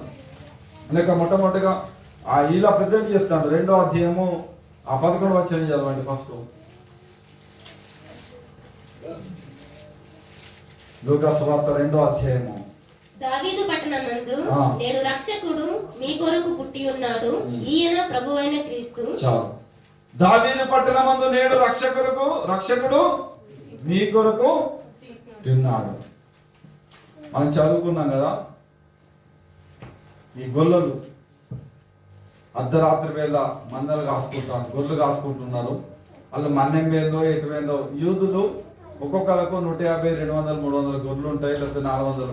అంటే వాళ్ళు ఇప్పుడు పైసలు బట్టి ధనవంతులు. అప్పుడు గొర్రెలు ఎంత ఉంటే వాళ్ళు ధనవంతులు. వాళ్ళందరూ కూర్చొని గొర్రెలు కాసుకోవడం. అర్ధరాత్రి ఇప్పట్లాగా లైట్లు లేవు, అప్పుడు దీపాలు ఉండొచ్చు. కానీ ఆ చికెన్లు పడుకున్నప్పుడు మొత్తానికి అర్ధరాత్రి తలుక్క ఒక మెరిసి వాళ్ళ చుట్టూ ఒక ఏమంటారు గిరేసింది వెలుగు, చుట్టూ వెలుగు వచ్చింది. ఇట్లా తెల్లంగా వేసుకుని నిలుస్తున్నారు. దెబ్బకు భయమైంది. అలా ఏమైపోయింది? భయపడ్డారు. ఏమో అని. ఆ వెలుగు ఎక్కడుంది? మరి అక్కడ కాదు, ఆకాశంలో గబ్రియేలు దూత వెలుస్తున్నాడు. కానీ వీళ్ళ చుట్టూ వెలుగు ఇట్లా ఈ లైట్ లాగా మొత్తం వాళ్ళ చుట్టూ వెలుగు ఇట్లా బంధించింది. ఏం మంత్రం చేస్తాను ఎవరు అనుకొని భయపడవచ్చు. కానీ వాళ్ళు భయపడుతున్నారు. భయపడకండి, ఇదిగో నేనే గబ్రియేలు దూతను, మీకు సువార్త తెలియజేస్తాను. దావీదు పట్టణమందు నేడు రక్షకుడు మీ కొరకు పుట్టి ఉన్నాడు అన్నాడు. హల్లెలూయా, హల్లెలూయా. ఎవరు చెప్తున్నారు? దూత. ఎవరు చెప్తాంది? మనుషులకు. దూతలు వాళ్ళకు చేతులు మాంసం ఉండదు. ఆ దూత అంటుండు, మన కొరకు రక్షకుడు పుట్టినాడని చెప్పట్లేదు. నా కొరకు రక్షకుడు పుట్టాడు, మీ కొరకు, మనుషులని మీ కొరకు రక్షకుడు పుట్టినాడు దావీదు పట్టణంలో. ఒక మానవుడు పుట్టాడు, మెస్సయ్య పుట్టాడని తెలియజేస్తున్నాడు. అప్పుడు వాళ్ళు వెంటనే మరి గొంగలు వదులుకొని మీరు వెళ్ళండి చూడండి, అప్పుడు గొర్రెలు పట్టుకొని యేసుని చూడడానికి వెళ్ళి మానవుడిగా ఈ లోకంలో జన్మించాడు ఆయన. దీన్ని మనుష్య కుమారుడుగా చిత్రగా. మూడో జీవి ఏంటిది? మొదటి జీవేమో సింహం, యేసు ప్రభు రాదు. రెండవ జీవి ఎద్దు, దూడ అంటే పని చేయాలి, ఆయన పని. మూడవది మనుష్యుని ముఖము, ఆయన మనిషిగా యేసుక్రీస్తు జన్మించాడు. ఇదే లూకాసు 19:10 నశించిన దానిని వెదకి రక్షించుటకు మనుష్య కుమారుడు వచ్చెనని అతనితో చెప్పాను. మనుష్య కుమారుడు వచ్చెనని అతనితో చెప్పాడు జక్కయ్య తోటి. ఎవరు వచ్చారట ఈ లోకానికి? ఎవరు వచ్చారు? నశించిపోయింది. ఎవరిని ఏంటి అంటే చెట్టు నశిస్తుందా, గోడ లాలెత్తే, పైసలు లాలెత్తే, కిటికీ లాలేకుంటే ఇంకేదన్నా? నేను నశించిపోతున్నాను, మనిషి నశించిపోతున్నాడు. నశించిన దాన్ని ఆయన వెతుకుతున్నాడు. ఈ కేమ్ టు ఫర్ సీక్, ఆయన వెతకడానికి వచ్చాడు. యేసు ప్రభు ఇలా దూత ఇప్పుడు నిలిచిన గొల్లలారా, మరి మీరందరూ యేసు ప్రభు పుట్టాడు, అక్కడికి వెళ్ళాలని అని చెప్తే వాళ్ళు వెళ్ళినట్టుగా ఈ లోకమంతా రక్షింపబడాలని చెప్పి, రక్షకుడు పుట్టాలని చెప్పాలని, లోకమంతా రక్షింపబడాలని చెప్పాలని చెప్తే రక్షింపబడుతురు. కానీ ఆయన అంటున్నాడు, చాలా మంది దేవుడు మనకు ఏమిచ్చాడంటే స్వాతంత్రం ఇచ్చాడు. రూపంలాగా చేయలేదు మనల్ని, స్వాతంత్రం ఇచ్చాడు కనుక స్వాతంత్రాన్ని మనం దుర్వినియోగపరుస్తుంటున్నాం, స్వాతంత్రాన్ని తప్పుగా వాడుతుంటున్నాం. తెలిసిన కొంతమంది అమ్మాయిలు కానీ అబ్బాయిలు కానీ తెలుసు, వాళ్ళకున్న స్వాతంత్రాన్ని చాలా దుర్వినియోగపరుస్తున్నారు. అది ఏమనుకుంటున్నట్టే వాళ్ళు ఏమన్నారు, ఇదే గొప్ప అనుకుంటాను. మాకు ఫ్రీడమ్ ఉంది. ఫ్రీడమ్ కమ్స్ ఫ్రమ్ ఒబీడియన్స్, విధేయత నుండే ఫ్రీడమ్ ఉన్నది. ఫ్రీడమ్ అంటే అర్థం ఏంటంటే సరైన విధానంలోనే జీవించడము ఫ్రీడమ్, సరైన నిబంధనతో సత్యంలో జీవించడం ఫ్రీడమ్, స్వాతంత్రం లేకుంటే స్వేచ్ఛ. కానీ చాలా మంది రోజులో వాళ్ళకి స్వేచ్ఛగా వాళ్ళకి నచ్చినట్టు జీవిస్తూ, ఇది మాకు స్వాతంత్రం, మాకు హక్కు లేదా, మా ఇష్టం. సో దేవుడు నీ ఇష్టం నీకు ఇచ్చాడు, కానీ నీ ఇష్టం అని చేతో రోజు నరకం ఉంది నాయన అని చెప్తున్నాడు. ఇక్కడ మనుష్య కుమారుని వెతికి రక్షించడానికి ఆయన మనుష్య కుమారునికి ఈ లోకానికి వచ్చాడు. మన దగ్గర ఈ లోకంలో కన్యామర్య గర్భాన పుట్టి ఆయన ఎదిగాడు. ఆయనకు ఆకలైంది, ఆయనకు దాహమైంది, ఆయనకు నిద్ర వచ్చింది, ఆయన శోధింపబడ్డాడు, మనలాగా సాధారణ శోధించాడు, ఆయన ఎన్నో ఇబ్బందులు పడ్డాడు. ఆయన మనుష్య కుమారుడికి వచ్చాడు. ఆయన హల్లెలూయా, మనుష్య కుమారుడికి వచ్చాడు. ఆయన మనందరి కొరకు మన పాపం తీసేయడానికి జక్కయ్యతో మాట్లాడుతున్నాడు. ఎందుకనంటే జక్కయ్యని అందరు పాపి అంటున్నాడు. వీడి పాపాత్మని ఇంటిపోతాడు, ఏసేకేం తెలియదా, ఆయన గత జ్ఞాని, ఆయనకు అన్ని తెలుసు కదా అని వాళ్ళు లోపల తిట్టుకుంటున్నారు, గురుక్కుంటున్నారు, సనుగుతున్నారు. కానీ ప్రభు జక్కయ్యని అనలేదు. వాళ్ళందరూ జక్కయ్యని పాపి అని తిడుతుంటే అప్పుడు జక్కయ్య అంటున్నాడు, ప్రభువా నా ఆస్తిలో సగం బీదలకు ఇస్తున్నా, ఇంకా నేను ఎవరి దగ్గర అన్యాయంగా తీసుకుని 400 చెల్లిస్తా అన్నాడు. జక్కయ్యని కూడా పాపి, ఎవరిని కూడా పాపి నువ్వు ఎప్పుకొని యేసు ప్రభు చెప్పలేదు. ఈ రోజులో చాలా మంది మీరు మతం మారుతారు, మతం మారితే ఉరికొస్తారు జనాలు. వాళ్ళకు హృదయంలో అనిపిస్తేనే వస్తారు, వాళ్ళకి అవసరం ఉంటేనే వస్తారు. కానీ వాళ్ళ ఏదో మతం మారితే ఎవరు రారు. మనల్ని ఏది పడతారు మొక్కమంటే మొక్తమా, ఎవరు ఏది పడతారు మొక్కరు, వాళ్ళ విశ్వాసం వేరు. అయితే ఆయన మరి జక్కయ్య అంటున్నాడు, అయ్యా నేను ఇచ్చానప్పుడు ఇతడు కూడా అబ్రహాము కుమారుడే, నేను ఇంటికి రక్షణ వచ్చింది. హల్లెలూయా, ఇతడు కూడా అబ్రహాము కుమారుడు. అంటే ఎందుకు ఆ మాట అన్నాడు అబ్రహాము కుమారుడు అని? ఆయన తోటి చుట్టూన్న వాళ్ళంతా మేము అబ్రహాము సంతానము, ఈడు జక్కయ్య అబ్రహాము సంతానం కానీ పాపి అని తిడుతున్నారు, పాయింట్అవుట్ చేస్తున్నారు. కానీ ఆయన వీళ్ళ వాళ్ళు కలిపి సమాప్తం చేసి ఇతడు కూడా అబ్రహాము కుమారుడు అని చెప్పి నశించిన దాన్ని, అంటే నశించిపోయే జక్కయ్యను, నశించిపోయే నీ జీవితంను, నశించిపోయే నా జీవితాన్ని ఆయన వెతికి రక్షించడానికి వచ్చాడు. ఆయన జక్కయ్య ఆయన చూడాలనుకున్నాడు, పొట్టిగా ఉన్నాడు, కదలలేకపోయాడు, జనాలు ఉన్నారు. కానీ వెళ్ళి ఆ మేడి చెట్టు ఎక్కినప్పుడు ఆ చెట్టు దగ్గరకు వచ్చి ఆ చెట్టుపై జక్కయ్య వెంటనే దిగు, నేను ఇప్పుడే నీ ఇంటికి రావాలనే అన్నాడు. చాలా ఆశ్చర్యపడి, ఎట్లా తెలుసు యేసు ప్రభువుకు? నీ గురించి తెలుసు, జక్కయ్య పేరు తెలుసు. జక్కయ్య ఆశ్చర్యపోయి, నా పైన నా పేరు ఆయనకి ఎట్లా తెలుసు? మన జీవితం తెలుసు. మనం ఏం చేద్దాం, భూత వర్తమాన కాలం ఏకకాలం నేను చూస్తున్నాను నీ జీవితం గురించి, నా జీవితం గురించి. సో మూడవదిగా మనుష్య కుమారుడుగా ఆయన నిన్ను వెతకడానికి వచ్చాడు. మనం దొరకము. మనమేం దేవునికి దొరుకుతామా? దొరకం. అవసరం ఉన్నప్పుడు కొంతమంది ఉంటారు, అవసరం ఉన్నప్పుడు ప్రభు అంటారు, లేకపోతే అవసరం ప్రార్థన చేయమంటారు. అవసరం కొంచెం గట్టెక్కిందా ఇక పాస్టర్ మర్చిపోతారు. ఇక పాస్టర్తో ఇక ఫోన్ ఎత్తున రాబట్టారు. కొందరు పిల్లలు లేరు, మాకు పిల్లలు కావాలని ప్రార్థన చేయమంటారు. పిల్లలు అయినాక లేకుంటే కన్సీవ్ అయిన తర్వాత అయ్యో ప్రార్థన కథలు లేకపోతే ఏదో చెప్తారు అనుకుంటే ఓ 3-4 ఏళ్ళ కనబడతారు వాళ్ళు పిల్లల్ని ఎత్తుకొని. సో కారణం ఏంటంటే వాళ్ళు నో కమ్యూనికేషన్. కానీ ప్రతి ఒక్కరిని దేవుడు వెతికి రక్షించడానికి వచ్చాడు. మన జీవితంలో మరి ప్రభుని వెతికి మనం కూడా ఆయన వెతకాలన్నట. ఏమన్నాడు యేసుప్రభు? అడుగుడి, వెతుకుడి, దొరకదు, తట్టుడి. వెతకాలి. మనం యేసుని వెతకాలి, ప్రభుని వెతకాలి, వాక్యం చదవాలి, ప్రార్థన చేయాలి, సహవాసం చేయాలి. వెతకడం అంటే దేవుని మార్గంలో మనం నడవాలి. మనం ఇతరులను నడిపించడానికి ప్రార్థన చేసేవారుగా ఉండాలి. కనుక పని చేయాలి. మనిషి ఆయన ఎవరు? దాసునిగా పనిచేస్తూ రాజ్యము సమీపించి పరలోక రాజ్యం మీరు అందరూ మారు మనసు పొందాలని అలాంటి సువార్తను ప్రకటిస్తున్న యేసు ప్రభు మనం కూడా అలా ప్రకటించే వారంగా ఉండాలి. మనుష్య కుమారుడుగా ఉండాలి. క్రిస్మస్ అంటే మనకు కొత్త బట్టలు, పిండి వంటలు, మాంస భోజనం, బంధువులు, చుట్టాలు, ఫైన్, మంచిదే, తప్పేం లేదు. కానీ అంతకు మించి నీ జీవితంలో యేసుక్రీస్తు నిన్ను నడిపిస్తున్నాడా? యేసుక్రీస్తు నిన్ను లీడ్ చేస్తుందా? యేసుక్రీస్తు నిన్ను గైడ్ చేస్తుండ, లేక నీకు ఆయన మార్గము డైరెక్షన్ చేస్తుండా? ఇదంటే అవర్ డైరెక్టర్, మన మార్గాన్ని నడిపించేవాడు, మనకు ఆలోచన చెప్పేవాడు, మనల్ని బలపరిచేవాడు, మనము మరి దృష్టించి మన మీద ఆలోచించి సరైన త్రోవలను నడిపించేవాడు. When you surrender to him, ఎప్పుడైతే నువ్వు ఆయనకు అప్పగించుకుంటావో ఆయన నిన్ను నడిపించేవాడుగా ఉంటున్నాడు, ఆయన దర్శించేవాడుగా ఉన్నాడు, నిన్ను బలపరిచేవాడుగా ఉన్నాడు. మరి నిన్ను వెతుకుతున్నాడు. ఆయన ఎక్కడున్నావు? జక్కైని వెతికాడు ఆయన. ఆయన ఎంబడి 5,000 మంది తిరుగుతూ ఉంటే 5,000 మంది ఆయన ఎంబడి తిరుగుతూ ఉన్నారు ఊరికే. కానీ జక్కైని మాత్రమే చూసిండు ఆయన. సమరయ స్త్రీని మాత్రమే చూస్తాడు. ఇలా కొంతమంది ఉన్నారు, వాళ్ళని మాత్రమే చూస్తాడు. ఈ రోజు నిన్ను కూడా చూస్తున్నాడు యేసయ్య. హల్లెలూయా. ఆరాధన దేవుడు ఈ రోజు ఉన్నాడు. మనం చదువుకున్నాం, భూత వర్తమాన భవిష్యత్ కాలంలో ఉండు దేవుడు ఆయన నిన్ను చూస్తున్నాడు, నీ జీవితాన్ని చూస్తున్నాడు. కనుక ఆయన డైరెక్ట్ రెవల్యూషన్, ప్రత్యేక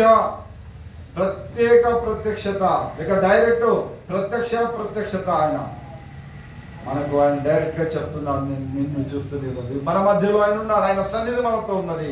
కనుక మొట్టమొదటిగా దేవుడు నీకు రాజుగా ఉండాలి. నీవు దేవుని మరి పరిచారం నువ్వు కూడా చేయాలి. మూడవదిగా ఆయన వెతుకుతున్నాడు, నువ్వు కూడా దేవుని వెతికే వ్యక్తిగా ఉండాలి. నాలుగవదిగా యోహాను సువార్త చివరిగా చూద్దాం. మొదటి అధ్యాయము చూద్దాం. మొదటి వచనం. ఆదియందు వాక్యం ఉండెను, వాక్యము దేవుని యొద్ద ఉండెను, వాక్యము దేవుడై ఉండెను, ఆయన ఆదియందు దేవుని యొద్ద ఉండెను, సమస్తమును ఆయన మూలముగా కలిగెను, కలిగి ఉన్నదేదియు ఆయన లేకుండా కలుగలేదు. ఆయనలో జీవం ఉండెను, ఆ జీవము మనుషులకు వెలుగై ఉండెను, ఆ వెలుగు చీకటిలో ప్రకాశించుచున్నది గాని చీకటి దాన్ని గ్రహింపకుండెను. ఇక్కడ మా లూకా యేసుప్రభు పుట్టుకల గురించి రాశాడు, మత్తయి రాశాడు అని, మార్కు ఆయన పనుల గురించి రాశాడు, యోహాను ఆయన భూమి గురించే రాసట్లేదు, పరలోకం గురించి రాస్తున్నాడు. ఆది యందు వాక్యం, నా వాక్యమే దేవుడై ఉన్నాడు. కనుక మరి ఆయన పుట్టుక గురించి పని గురించి రాయట్లేదు, పరలోక పైనున్న వానిగా రాస్తున్నాడు. నాలుగో యొక్క వస్తువు ఏంటిది, లేక విషయం ఏంటిది? పక్షిరాజు. పక్షిరాజు ఏంటిది? గ్రద్ద.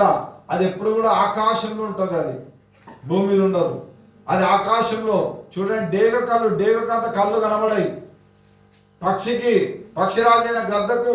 అది ఎంతో దూరం ఉన్నా అది భూమి మీద ఉన్న చిన్న కోడి పిల్లని చూసి అది వచ్చి తన్నుకొని వెళ్తుంది. దాన్ని చాలా దూరదృష్టి ఉంటుంది. పక్షిరాజు మరి గురించి అని చెప్పాడు. యేసు ప్రభు కూడా పై నుండి వచ్చాడు. ఆయన పరలోకం నుండి వచ్చాడు, భూలోకం నుండి రాలేదు. ఆయన పై నుండి వచ్చి చెప్తున్నాడు. చూడండి, 3వ అధ్యాయం, యోహాను సువార్త 3వ అధ్యాయము. ఇదే 3వ అధ్యాయము. 12వ వచనం. భూ సంబంధమైన సంగతులు నేను మీతో చెప్పితే మీరు నమ్మకున్నప్పుడు పరలోక సంబంధమైనవి మీతో చెప్పిన ఎడల ఏలాగు నమ్ముదురు?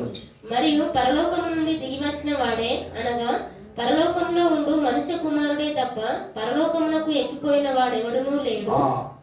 ఇక్కడ పరలోకంలో వచ్చాను నేను అని చెప్తున్నాడు ఆయన. భూ సంబంధమైన సంగతులు మీరు ఒకరు నమ్మకుంటే, కనబడే సంగతులు నమ్మకుంటే కనబడని సంగతులు ఎట్లా నమ్ముతారు? ఈ రోజులో నమ్మేటోళ్ళు చాలా, క్రైస్తవులు కూడా చాలా ప్రాబ్లం అయిపోయింది. కొంతమంది ఉన్నారు, నేను వాళ్ళు చెప్తారు ఏంటంటే, రాత్రి నాకు దర్శనం వచ్చింది, నేను దేవుని పరలోకానికి వెళ్ళినా, పరలోకాన్ని తిరిగినా, ఆడ బంగారు ఇల్లు కనబడ్డాయి, బంగారు రాళ్ళు కనబడ్డాయి, దేవుడు నాతో ఇట్లా పరలోకంలో తిరిగినా అని చెప్తారు. వింటలేరు? అప్పుడప్పుడు టీవీలలో మీరు వాక్యం ఇట్లా పరలోకంలో తిరిగి వచ్చినా అంటే, అబ్బాయి ఎంత పెద్ద భక్తురాలో, ఎంత పెద్ద భక్తురాలు. ఇక మనల్నిగా బాగా పొంగిపోయేటోళ్ళు ఉన్నారు. నాకు తెలిసి ఇలాంటి పొంగిపోయిన ఒక పిచ్చి ఆయన ఉన్నాడు. ఇట్లా చెప్పగానే కథం, అక్కడ నంబర్ ఉంటుంది కదా, పైసలే కొట్టాలి అకౌంట్ నంబరు, అరే కొడుక ఇట్లా రానంటాడు, ఒక 10,000ది ఇట్లా రాసి కథ కట్టేస్తాడు. ఇలాంటి పిచ్చర్లు కూడా ఉన్నారు. పరలోకం వెళ్తే ఏ మనిషి తిరిగి రాడు, కేవలం యేసులో మాత్రం తప్ప ఎవరు కూడా పరలోకం వెళ్ళలే. నరకం వెళ్ళొచ్చాను, పరలోకం వెళ్ళ తుప్పాలు ముచ్చట్లు అవన్నీ. కనుక దేవుడు మాత్రమే వెళ్ళగలడు, దేవుడు మాత్రమే చూడగలడు. పరలోక సమాపర్వతానికి ఎవరు కూడా ఎక్కిపోలేరు. ఏ మనుషుడు ఎన్నడూనూ దేవుని చూడలేదు, చూడడు కూడా. ఇప్పుడు చెప్పని 4 జీవులు పరిశుద్ధులు పరిశుద్ధులు చెప్తుంటే ఆయన యేసు ప్రభు మధ్యలో ఉంటాడు. ఈ 4 మూలలకు ఇలా 2తో మరి ఎగురుతూ, 2తో ముఖాన్ని కప్పుకుంటూ, ఆ 2తో ఎగురుతూ కాళ్ళని కప్పుకుంటూ ఆయన పక్కనే ఉంటాయి. దేవుని ప్రభు ప్రక్కనే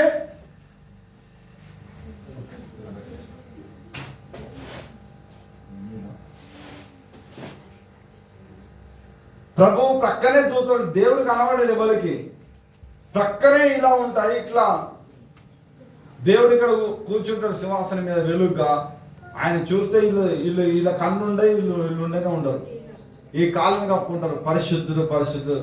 ఆయన ప్రక్కన కెరుబులే చూడలే, ఏమైనా చూస్తామని చెప్పుకుంటారు చాలా మంది. వీళ్ళు నమ్ముతారు, ఇక వాళ్ళని వెంబడిస్తారు. లేరు ఆ లోకంలో అలాంటి వాళ్ళకి గిరాకీ ఎక్కువ ఉన్నది. అలాంటి వాళ్ళ సంఘాలు బాగా కనబడుతున్నాయి, కానీ అక్కడికి పోతే వాళ్ళు అక్కడికి రారు, పరలోకం రారు. సో ఇక్కడ ప్రభు ఏమంటారు, నేను భూ సంబంధమైన సంగతులు చెప్తున్నా, కనీసం భూ సంబంధం నమ్మనప్పుడు అర్థం కాని పరలోక విషయాలు చెప్తే మీకేం అర్థమవుతుంది అంటున్నాడు. నేను అక్కడి వచ్చాను. ఇప్పుడు అమెరికా ఎట్లుందో, అమెరికా వయసులో చెప్తే మనకు అర్థమవుతుంది, కానీ పోనీ మనకు అర్థమవుతుందా? కాదు కదా. దుబాయ్ వయసులో ఇక్కడ ఇట్లుందో అట్లంటే అర్థమవుతుంది, మనకు అర్థం కాదు. కానీ ప్రభు ఏమంటుందంటే, మన జూలబెల్ సంగతులు చెప్తే నీకు అర్థమవుతుంది, నేను అమెరికా సంగతులు చెప్తే నీకు ఎట్లా అర్థమవుతాయి అని అంటున్నాడు ఇక్కడ. కనుక ఆయన ఎక్కడి వచ్చిందట? పరలోకంలో వచ్చింది, పక్షిరాజు. దీన్ని ఒక వాక్యం పాత నిబంధనలో చూద్దాం. యెషయా గ్రంథము 40వ అధ్యాయం ముగిస్తాను. మీకు అందరికి తెలిసిన వాక్యమే, కొత్త వాక్యమేం కాదు. 40వ అధ్యాయము 29వ వచనము 31 వరకు. సొమ్మసిల్లిన వారికి బలమిచ్చువాడు ఆయనే, శక్తిహీనులకు బలాభివృద్ధి కలుగజేయవాడు ఆయనే. బాలురు సొమ్మసిల్లుదురు, అలయుదురు, యవనస్తులు తప్పక త్రుట్టిల్లుదురు. యెహోవా కొరకు ఎదురు చూచువారు నూతన బలము పొందుదురు. వారు పక్షి రాజుల వలె రెక్కలు చాపి పైకెగురుదురు, అలయక పరిగెత్తుదురు, సొమ్మసిల్లక నడిచిపోదురు. ఇక్కడ ఎవరెవరికట? శక్తిహీనులట, సొమ్మసిల్లిపోయిన వాళ్ళట, బాలురట, దేవుని కొరకు ఎదురు చూచుట. అంటే యవనస్తులు, బాలురు, పెద్దవాళ్ళు, 3 కేటగిరీలు మనం చూస్తూ ఉంటున్నాం. ఒక విధంగా అది ఇండైరెక్ట్ గా ఉంది వాక్యం. కనుక ఈ 3 కేటగిరీలు అనగా, ఒక మనిషి పుట్టుక నుండి అతని వయసు ఏ వయసు వాడైనా కూడా, అలసిపోయినప్పటికీ కూడా, శక్తి లేనప్పటికీ కూడా, మరి తొట్టిల్లిపోయినా కూడా, నేనే వారికి బలం ఇస్తాను. కానీ నా కొరకు ఎదురు చూడాలంటున్నాడు. యెహోవా కొరకు ఎదురు చూచువారు నూతన బలం పొందుతారు. ఒక పక్షిని చూపిస్తున్నాడు. ఏమని? వారు పక్షిరాజుల వలె రెక్కలు చాపి పైకి నూతన బలాన్ని పొందుతారు. హల్లెలూయా. హల్లెలూయా. నూతన బలము. ఎందుకు పక్షిరాజు గురించి చెప్పాడు? పక్షిరాజు మనము మొదటి ముఖము సింహము, రెండో ముఖం మనిషి ముఖం, మూడో ముఖం ఎద్దు ముఖము, నాలుగో ముఖము పక్షి ముఖము. పక్షిరాజు అన్నాడు. అది అడవికి రాజు, ఇది పక్షులకు రాజు, మనిషి భూమికి ఏలేవాడు, భూమికి రాజు. మరి ఎద్దు ఈ పక్షులకు రాజు అన్నట్టుగా చెప్తా ఉన్నాడు పనిచేసేది. అయితే ఈ పక్షిరాజు ఎందుకు చెప్తున్నంటే, పక్షికి ఒక వయసు వచ్చి ముసలి అయిపోతుంది. ఏదైనా ముసలి అవుతుంది కదా, కొన్ని కొంతకాలమైనాక ముసలి అయిన తర్వాత గద్ద ఎగిరినంత ఏది ఎగిరదు పైకి. విమానం తప్ప ఏది పోదు, గద్ద ఎగిరినంత ఏ పక్షి కూడా పోదు. అది ముసలి అయిపోయి చనిపోయే స్థితిలో అంటే చావా బ్రతక అనే టైంలో, ఆ కొండపైకి, ఎత్తైన కొండపైకి ఎక్కి దాని ముక్కును ఇట్లా కొడతా ఉంటుంది. ఇట్లా బండకు ముక్కును ఇట్లా గుర్తుదా ఉంటుంది. బండకు నొప్పి లేస్తుందా? రక్తం కారుతుందా? ఇబ్బంది అవుతుందా? రెండు విషయాలు చెప్తాను. కనుక రక్తం కారుతుందా? ఎంతో బాధ అవుతుంది, ఎంతో ఇబ్బంది అవుతుంది, ఎంతో వేదన ఉంటుంది, లేకుంటే చచ్చిపోతుంది. అట్లా వచ్చే కంటే ఇట్లా వచ్చినేమనేది కొడతా ఉంటుంది. ఒక టైం వస్తుంది, ఆ ముక్కు ఊడిపోతుంది. దానికి ఉన్న పొలుసంతా ఊడిపోయాక అది మళ్ళీ కొత్త యవనం లాగా తయారవుతుంది. హల్లెలూయా. ఇట్లా మళ్ళీ కొత్తగా మళ్ళీ 60 ఏళ్ళు ఉన్నది 20 ఏళ్ళ లాగా మారిపోతుంది. హల్లెలూయా. అదే పక్షిరాజు యవనం వల్లే నీ యవనం చేస్తాను. 103 కీర్తనలు ఉన్నాడు. 103 కీర్తనలు ఏమంటాడు? పక్షిరాజు యవనం వల్ల యవనం నేను చేస్తాను. నా కొరకు ఎదురు చూడు, లుక్ అట్ మీ. నేను నీ కొరకు వచ్చాను, నేను వెతుకుతున్నాను. నీ కొరకు పశువుల పాకలు నేను ఉన్నాను. నీ కొరకు ఆకాశ పక్షుల గూళ్ళు ఉన్నాయి, నక్కలకు మనిషి కుమార్ తలవారు చిక్కుడు స్థలము లేదు. ఆయన వండుకుంటాడు. ఒకసారి ఏమైంది? ఓడలో వండుకున్నాడు. ఓడలో వండుకుంటే అప్పుడే పెద్ద గాలి తుఫాన్ వచ్చింది. ఆయన వెంబడిస్తున్న శిష్యులు అంటున్నారు, అయ్యా మేము చచ్చిపోతున్నాం.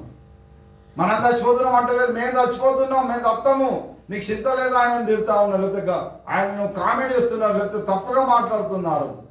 ఇప్పుడు ఓడలో ఇట్లా నీళ్ళు వచ్చినాయి అనుకోండి, పైన ఇక్కడ బల మీద ఊపుకున్నారు, కింద ఇక్కడ వండుకున్నారు. నీళ్ళు ఇట్లా ఎవరు మునుగుతారు, ఎవరు ఫస్ట్ చచ్చిపోతారు చెప్పండి? ఏసైనే కదా. కానీ ఏసైతో ఏమన్నా మీకు చింత లేదా?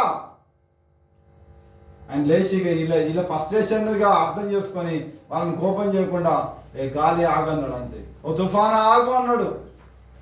ఆయన మనిషి రీతిగా మానవుడిగా ఆయన నిద్రపోయాడు. దైవత్వంగా ఆయన గద్దించి దేవునిగా అప్పుడు భయపడి, యేసుప్రభు భయపడతాను, తుఫాను గారు భయపడేది ఇప్పుడు. సో మన దేవుడు గొప్పవాడు. ఆయన నిన్ను వెతుకుతున్నాడు, నీ జీవితాన్ని వెతుకున్నాడు. ఇప్పుడు నమ్మిన మనం ఆయన వెతకాలి. నమ్మని వాళ్ళ కొరకు ఆయన వెతుకుతున్నాడు. నమ్మిన మనం ఆయన కొరకు వెతకాలంటే ఆయనను అర్థం చేసుకోవాలి, ఆయన కొరకు జీవించాలి. పక్షిరాజు యవనం వల్ల లెక్క ఏమంటాడు? పక్షిరాజు వల్ల రెక్కలు చాపి పైకి ఎగురుతారు. యెహోవా కొరకు ఎదురు చూచు వారు నూతన బలము. రెక్కలు చాపుకుంటాం. రెక్క పక్షి ఎక్కడికైనా ఉండదట. కనుక నూతన బలాన్ని పొందుతుంటాం. యేసు ప్రభుకు మనకు విమోచనకరంగా చనిపోయి ఉంటున్నాడు. యేసు పుట్టడం గొప్ప విషయం కాదు. ప్రపంచంలో పుట్టిన పండుగనే బాగా గొప్ప చేస్తుంటారు. అసలు మేము హీబ్రూ లెక్చరర్ సొమ్ము మేము క్రిస్మస్ గురించి కొందరు చేయరు. ఎందుకంటే మేము డీకోడింగ్ చేస్తూ ఉంటాం కొన్ని. కానీ ఇది ఎందుకంటే సువార్త ప్రకటించడానికని చేస్తుంటాం. దీని నంబరింగ్ ఉంటుంది. సో అది మా స్టూడెంట్లకు కూడా చెప్తుంటాం. ఈ నంబరు సాతాన్ నంబర్కి వస్తుంటుంది. పాతకాలంలో క్రిస్టమస్ అంటే క్రీస్తుని ఆరాధించడానికి మొట్టమొదటిగా యేసును ఆరాధించడానికి ఇది పుట్టలేదు, సైతాన్ని ఆరాధించడానికి పుట్టింది పండుగ. తర్వాత మొన్న రీసెంట్గా అనుకున్నప్పుడు ఏమైందంటే ఇది యేసు ప్రభు పుట్టాడు, అది దాన్ని తొలగించి ప్రభుని పుట్టాడు. 359 నంబర్ వస్తుంది. షాటాన్. షా అంటే 300, టా అంటే 9, నా అంటే 50, 359 సాతాను. ఈ 359 లెక్కలు పెడితే ఇదే డిసెంబర్ 25 వస్తుంది. సో నేను బోర్డు మీద 1 గంట సేపు చెప్తాను అన్ని. కానీ ప్రపంచం మొత్తము చూసినట్లయితే దేవుడు కూడా ఏదేని తోటలో ప్రవచనం చెప్పాడు. ఏమని? నీ సంతానముకు నా సంతానముకు వైరము. అక్కడే యేసు ప్రభు చెప్తాను, నేను ఉడతాను, మళ్ళీ దేవుడు అంటున్నాడు నా కుమారుడు పుడతాడు, స్త్రీ సంతానం పుడతాడు అని ఒక ప్రవచనం చెప్తున్నాడు. ఆ రోజు దేవుడు ఒక అక్షరాన్ని ఇచ్చాడు. ఆ అక్షరమే పాము. పాము అక్షరం పేరే పాము. కానీ అక్షరం ఏం చేస్తున్నట్టు దేవుడు 15 నంబర్ వస్తే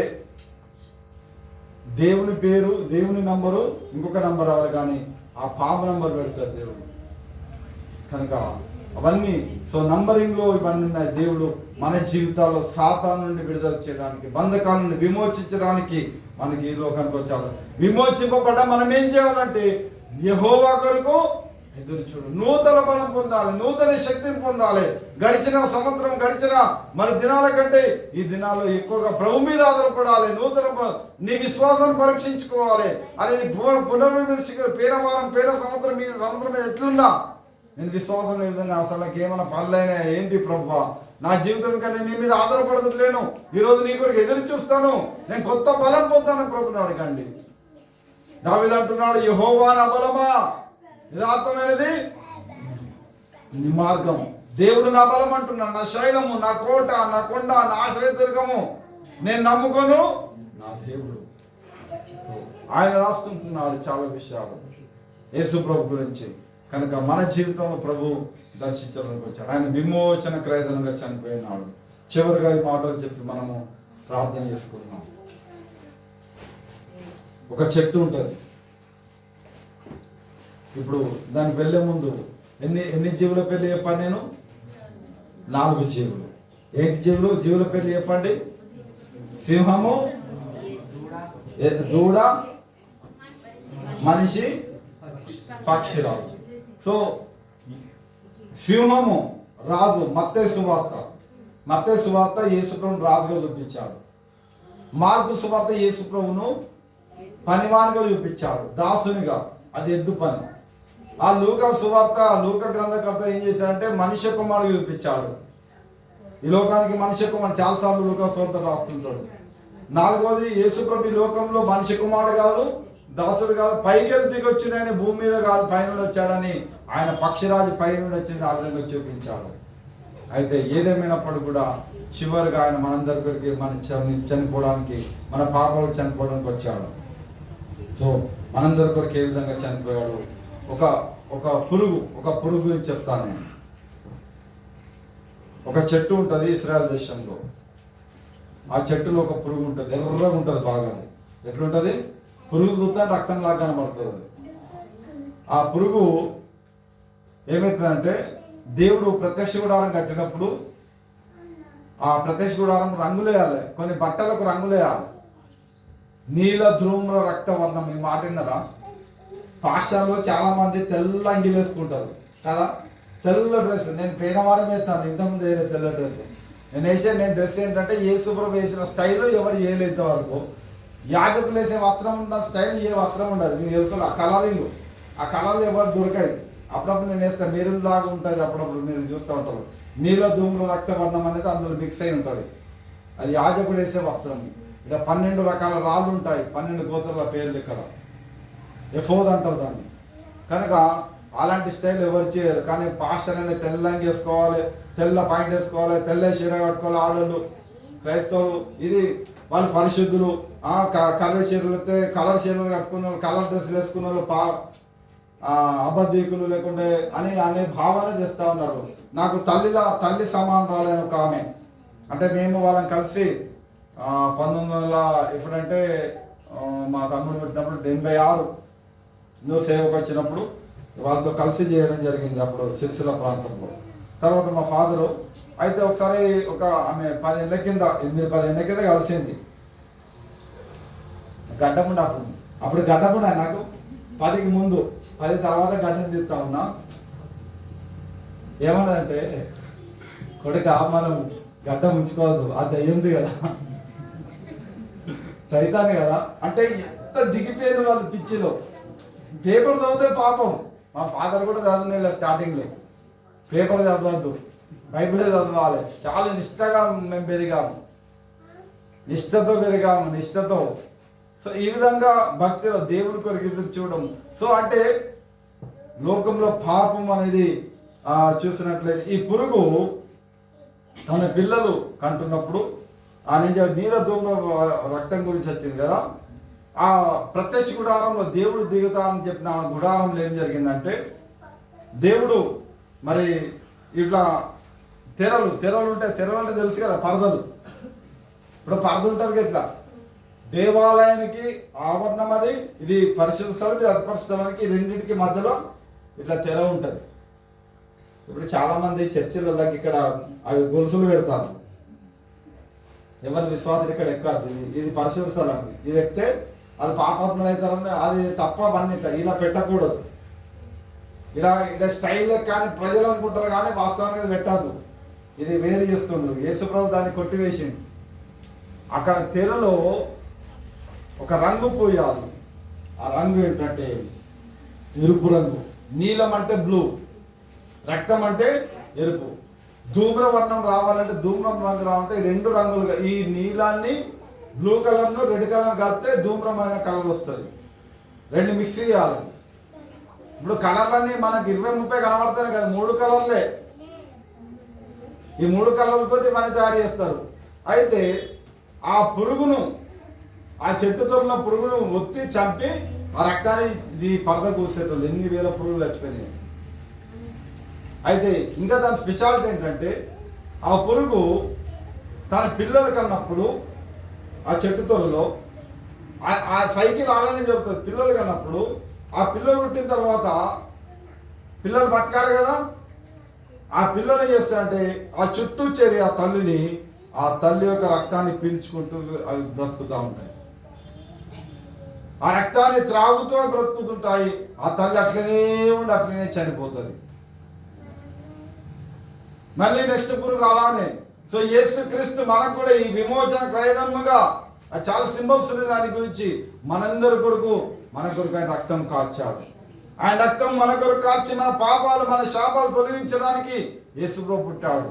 పుట్టడు గొప్ప కాదు, ఆయన చనిపోవడం గొప్ప. చనిపోవడం గొప్ప కాదు, ఆయన తిరిగి లేవడము గొప్ప. అప్పుడే 3 జరుగుతుంది యేసుప్రభు దేవుడు. కనుక ఈరోజు మన జీవితంలో ఆయన కొరకు ఎదురు చూసే వారంగా, ఆయన కొరకు నడిచే వారంగా, ఆయనకు నిలబడే వారంగా ఉండాలి.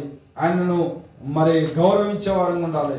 ఎఫ్రాత పనికి మాలింది అని, ఎఫ్రాత విలువలేందని, బెత్లెహేముకు మరి ఎన్నిక లేదని, స్వల్పమైందని తునీకరించాలని మంది గా ఊర్లో పాడైంది, ఆ ఊర్లో ఏం లేదు. కానీ యేసు పుట్టాక ఊరికి కళ వచ్చింది. యేసు పుట్టాక ఊరిని ప్రపంచ దేశాల్లో ఆయన ఒక ఊర్లో ఒక పెద్ద వ్యక్తి జన్మిస్తేనేదో విలువ అనుకుంటారు, కానీ ప్రపంచాన్ని పుట్టించిన దేవుడే బెత్లెహేము గ్రామంలో జన్మించాడు. ఆ గ్రామానికి కళ వచ్చింది. అదే యేసయ్య నీ జీవితంలో, నీ హృదయంలో, నీ ఇంటిలో జన్మిస్తే ఎంత కళ, ఎంత ఆశీర్వాదము. కనుక ఆయన నీతో జీవించడానికి, నీకు రాజుగా ఉండడానికి, నీకు నాయకుడుగా ఉండడానికి, నిన్ను బలపరచడానికి, తండ్రిగా ఉండడానికి ఆయన యేసుక్రీస్తు లోకంలో పుట్టి ఉన్నాడు. కనుక ఆ పుట్టుకకు మరి గొల్లలైతే వెళ్ళారు, కానీ జ్ఞానులైతే చుక్క వచ్చింది. చివరికి మన పైన చుక్క ఉంది. ఇప్పుడు ఈ సుక్క ఇట్లా పోతా ఉంది. ఇది అల్లం సుక్క, కదిలే సుక్క ఇట్లా పోతుంటే అది ఆయన కాడ ఇలా ఆగుతారు. ఇలా ఆగితే అది ఆగుతుంది చుక్క. ఇలా అన్నం తినాలి కదా, బస్సులను మర్చుకోవాలి కదా, లేక తయారు కావాలి కదా, కొంత ప్రయాణం చేసినాక 200-300 కిలోమీటర్లు ఆగాలి కదా, ఇలా ఆయన చుక్క అవుతుంది. అలా జరుగుతూ ఎక్కడ హేరోదు కాలంలో హేరోదు అన్నాక మరి వాళ్ళు వెళ్ళిపోయారు. ఆయన ఏ రోజు రాదన్నాడు, మీరు వెళ్ళండి, యేసయ్యకు మొక్కండి, వచ్చినాక చెప్పండి, అడ్రస్ చెప్పండి, నేను కూడా వెళ్ళి మొక్కుతానని లోపల కప్పడంతో, బిడ్డ నువ్వు వెళ్ళు, నీ వెనుక నేను కత్తులు పట్టుకొని నంపెత్తాను అనుకుంటాను. ఎట్లా మాట్లాడు మాట్లాడితే నువ్వు వెళ్ళు, నా వెనక నేను పట్టుకొస్తా కథ చేస్తా అనుకుంటాడు. అప్పుడు వెళ్ళిన తర్వాత మళ్ళా దూత బ్రతుకు వాళ్ళు వెళ్ళి ఆ బాలయేసునకు సాష్టాంగ నమస్కారం పడి ఆ చుక్క ఆగింది యేసుకు పుట్టిన కాడ అత్యానందభరితులై సాష్టాంగ నమస్కారం చేసి బంగారము, సామ్రాణి, పూలము అని అర్పించాడు. బంగారము దైవత్వానికి, కనుక సామ్రాణి మానవత్వానికి, పూలము ఆయన మరణానికి సూచనగా ఉన్నాయి. కనుక అవి సాష్టాంగ. అప్పుడు దేవుని దూత మళ్ళీ, ఓ జ్ఞానులారా, మీరు ఆ రాజు రమ్మన్నాడు కదా, అటు పోతే మీ ప్రాణమే పోతుంది, మీ మెడకాయలు దింపేస్తాడు, అటుకాదు గిటు అని అన్నాడు. ఈయన చూస్తూ ఉన్నాడు. ఒక వ్యక్తి, నేను స్టార్టింగ్ చెప్పాను, ఒక మనిషి ఆలోచన, మనిషి దేవుడి దగ్గర అడిగి దేవుడు చెప్పిన మాట ప్రకారం నడిచి మన సొంత ఆలోచన చేస్తే ఎంత ప్రాబ్లమో చెప్తున్నాను. దేవుడు చెప్పిండు, చుక్క చూపించి రా దగ్గరకు వచ్చిండు. వీళ్ళు అడిగి వీళ్ళ సొంతంతో ఆలోచన వెళ్ళిపోయిన తర్వాత అక్కడ మరి ఆ దూతలు మళ్ళీ కలిసి వీళ్ళకు ఎవరికి జ్ఞానం చెప్తున్నారు, మీరు వెళ్ళకండి అని చెప్పినప్పుడు వాళ్ళు వెళ్ళలేదు. ఇక 2 నెలలు 2 నెలలు 3 నెలలు 5 నెలలు 2 ఏళ్ళు చూసిండు. ఎన్నేళ్ళు? 2 ఏళ్ళు చూసిండు. ఇగత్తరు జ్ఞానులు అగత్తరు. అంటే 2 ఏళ్ళ దాకా యేసు ప్రభువులకు దొరకలేదు. ఎందుకంటే యేసు ప్రభు అప్పుడు రాదు సంపెత్తని దేవుడు చెప్పిన, మీరు ఐగుప్తుకు వెళ్ళండి, మీరు ఇటు వెళ్ళండి అటు వెళ్ళండి అని యేసు ప్రభును దేవుడు దూత చెప్తాను వాళ్ళు పంపిస్తే వాళ్ళు వెళ్ళే కాడికి చుక్కపోతా ఉండదు. మీరు వెళ్తారు. 2 ఏళ్ళకప్పుడు యేసు ప్రభు దొరికిండు వాళ్ళకు. అందుకే అప్పుడు ఏమైందంటే ఆ 2 ఏళ్ళ తర్వాత ఇక అత్తలేరు కదా అని ఏ రోజు రాదు కోపం వచ్చి ప్రవచనం ఉన్నది, రామాలు అంగలాపు వినబడను, 2 ఏళ్ళ పిల్లలందరినీ ఊచ కొత్తకొచ్చి చంపేసిండు. ఎంతమందిని? 2 సంవత్సరాల పిల్లల్ని చంపేశాడు ఆయన ఆ దేశం మొత్తం. సో దేవునితో మనం సంబంధం పెట్టుకున్నప్పుడు సొంత ఆలోచన కొడితే నష్టం మనకే, నష్టము ప్రజలకే. కానీ ఆయన వైపు చూసేవాళ్ళు వాళ్ళు అత్యానంద భర్తలే, వాళ్ళు వెళ్ళిపోయారు. వాళ్ళు దూత మాట్లాడుతుంటే ఆయన మాట వింటూ వాళ్ళు ఫాలో అయిపోయారు. కానీ కొన్నిసార్లు మనకు తెలియకుండా మనం నష్టపోతుంటాం. అయితే మరి ఆయన రాజుగా మనం ఆరాధించాలి, రాజుగానికి లోపడాలి, మనం పనిచేసే వారంగా ఉండాలి, మనం ఎక్కువ దేవుని కొరకు ఎదురు చూసే వారంగా ఉండాలి, బలం పొందాలి. అలసిన వారికి బలం ఇచ్చేవాడు, సమస్యలు బలం ఇచ్చేవాడు. నువ్వు అలసిపోతున్నావా, సమస్యలు పోతున్నావా, ఇబ్బంది పడుతున్నావా, కష్టపడుతున్నావా, ఆయన మీద ఆధారపడితే ఆయన సహాయం చేస్తాడు. ఆయన పై నుండి దిగి వచ్చాడు.